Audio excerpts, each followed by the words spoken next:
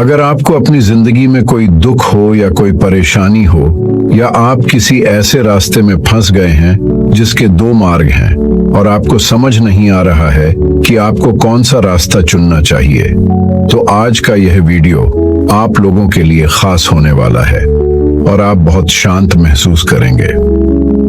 आपने यह कहावत तो अवश्य सुनी होगी कि क्रोध से भ्रम पैदा होता है, भ्रम से बुद्धि व्यग्र होती है, और जब बुद्धि व्यग्र होती है तब विवेक नष्ट हो जाता है, और जब विवेक नष्ट होता है तब व्यक्ति का पतन हो जाता है। यह कहावत भगवान श्री कृष्ण ने स्वयं कही थी। श्री कृष्ण कहते हैं कि क्रोध एक ऐसा जहर है जो व्यक्ति को मारता तो नहीं, लेकिन उसे अपने जैसा विसला बना देता है। अब आप सोचेंगे, भला क्रोध किसी व्यक्ति को विसला कैसे बना सकता है?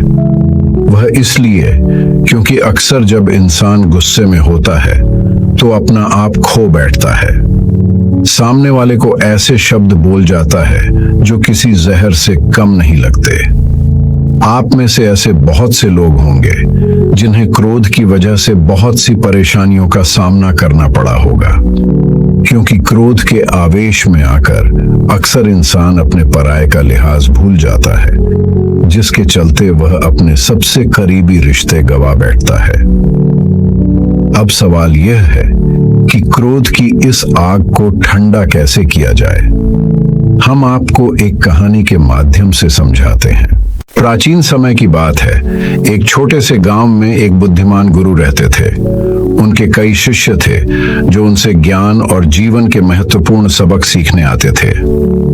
एक दिन एक शिष्य बहुत गुस्से में गुरु के पास आया और बोला, गुरुजी, मैं आपसे बहुत गुस्से में हूँ। मेरे मित्र ने मुझसे बहुत बुरी बातें कही और मैं अब उसके साथ संबंध तोड़ने जा रहा हूँ। गुरुजी ने शांतिपूर्वक मुस्कुराते हुए कहा, शांत हो जाओ और मेरे साथ आओ।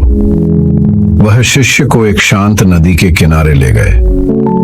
नदी के पास पहुंचते ही गुरु ने कहा, इस पानी को देखो, यह बिल्कुल शांत है, लेकिन अगर तुम इस पर पत्थर फेंकोगे तो लहरें उठेगी।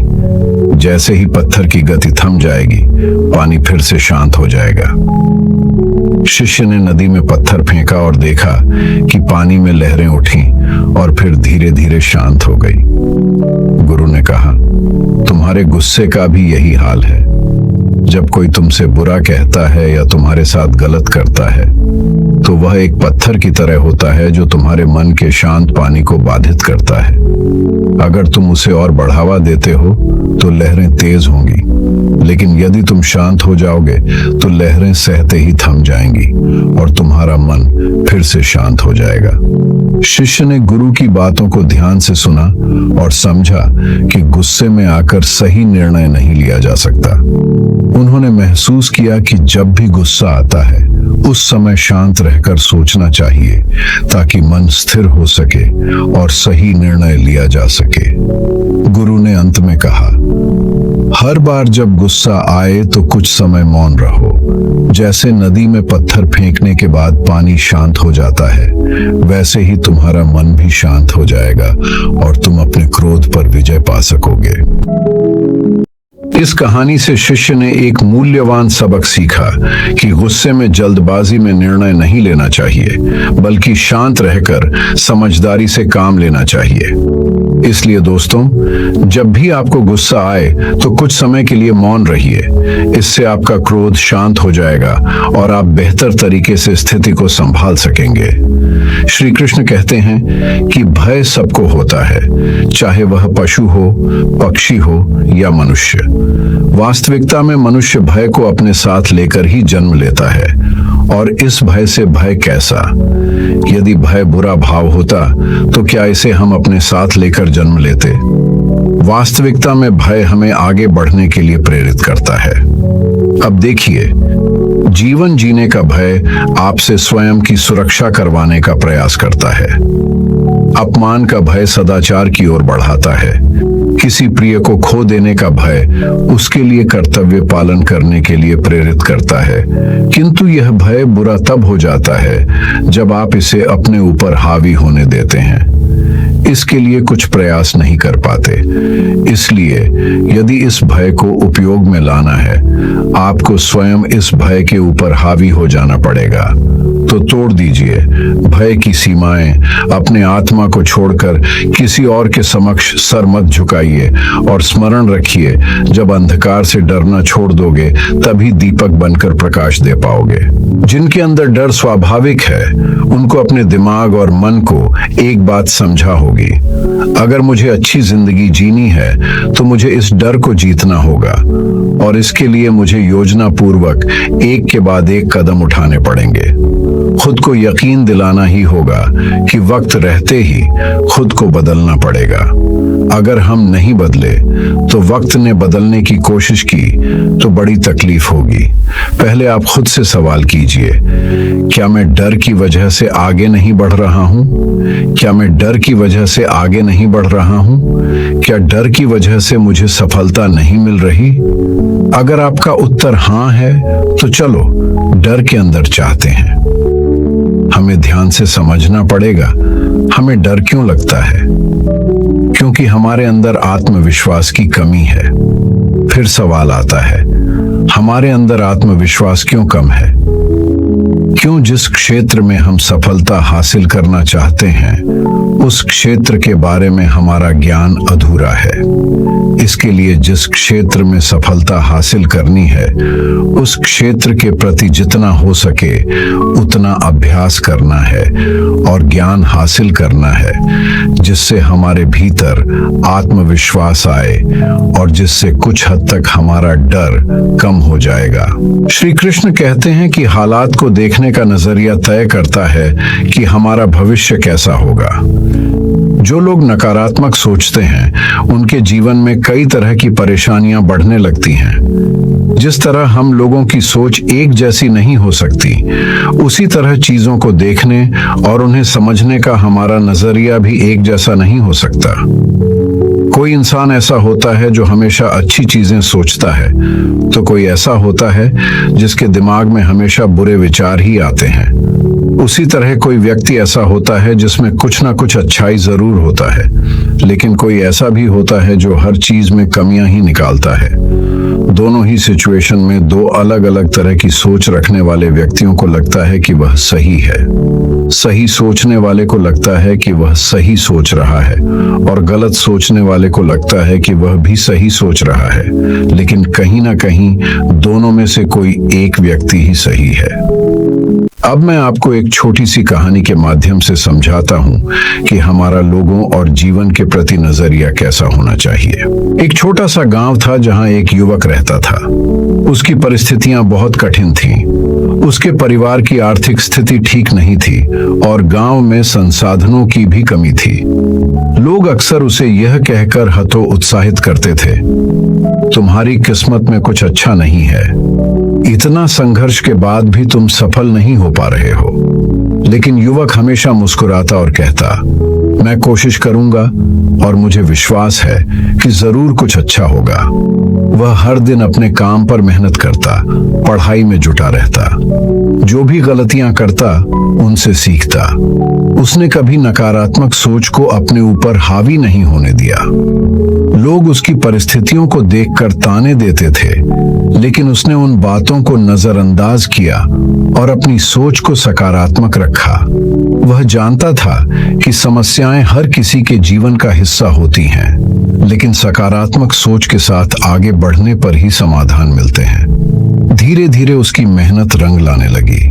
उसे एक नौकरी का मौका मिला और उसने अपने परिवार की स्थिति को सुधारने में महत्वपूर्ण भूमिका निभाई। लोग अब उसकी तारीफ करने लगे, जो कभी उसकी आलोचना करते थे। इसलिए अगर हम हर परिस्थिति में सकारात्मक सोचें और दूसरों की गलतियों से सीख लें, तो हम सफलता की ओर अग्रसर हो सकते हैं। जीवन में मुश्किलें आती हैं, लेकिन उन्हें सकारात्मक नजरिए से देखना और धैर्य के साथ आगे बढ़ना ही असली जीत है। श्री कृष्ण कहते हैं कि मन चंचल है, किंतु यह हमारे अधीन है और हमारी अनोखी शक्ति है, जिसके सही उपयोग से हम किसी भी बाधा को पार कर सकते हैं।